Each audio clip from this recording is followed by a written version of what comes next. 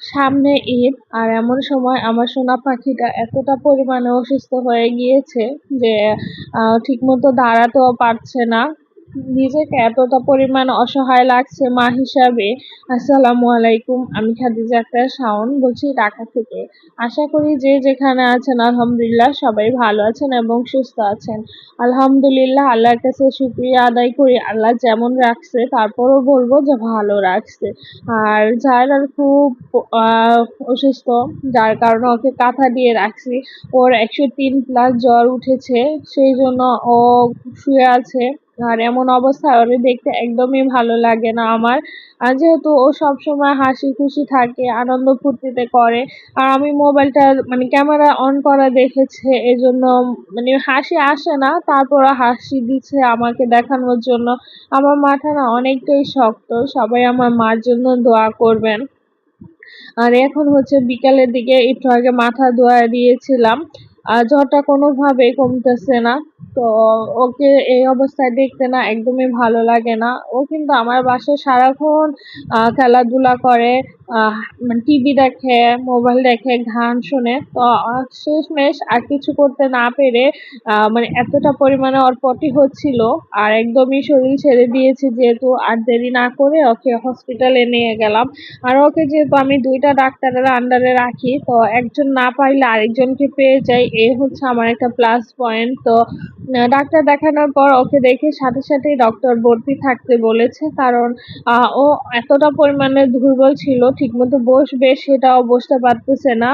তো আর কি করার, তো আমি ডাক্তারকে বললাম যে পটি কমলে যদি না কমে তাহলে আমি এসে আম, ভর্তি করাবো রাতে, অথবা ভোরে অথবা সকালে আমি চলে আসবো। তো আর ডাক্তার হলো ঠিক আছে, বাসায় যেয়ে দেখেন।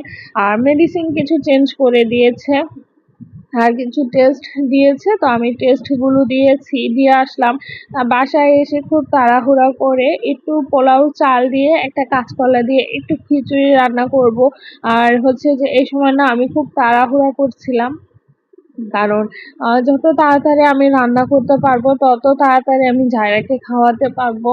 আহ কারণ ও 2 দিন ধরে একদমই কিছু না খাওয়া, একদমই কিছু খায় নাই, শুধুমাত্র একটু পর পর পানি খাচ্ছে, তাও আবার বমি করে ফেলে দেয়।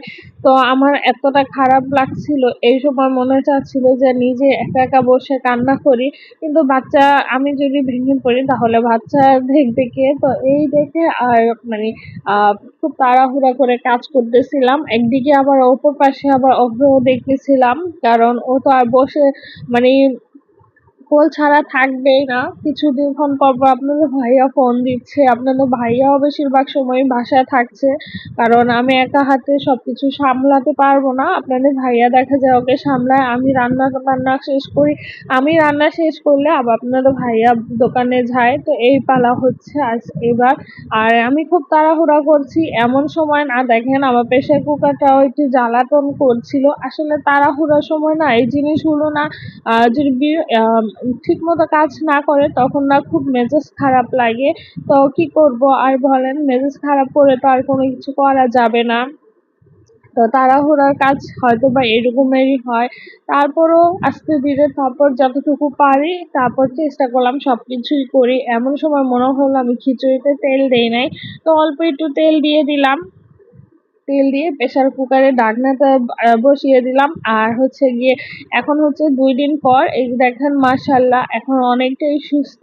আর হচ্ছে আজকে আর রিপোর্ট দিবে, রিপোর্ট নিয়ে ডাক্তার দেখাতে যাব। তারপরও শরীর তো অনেকটাই দুর্বল, কিন্তু বুঝতে দেয় না। আর এই যে ডাক্তার রিপোর্ট দিয়েছে, আলহামদুলিল্লাহ আপনাদের দোয়ায় রিপোর্ট ভালো আছে। আর আপনারা তো আপডেট আগেই পেয়েছেন, তার জন্য অনেকেই আমার মেয়ের জন্য দোয়া করেছেন।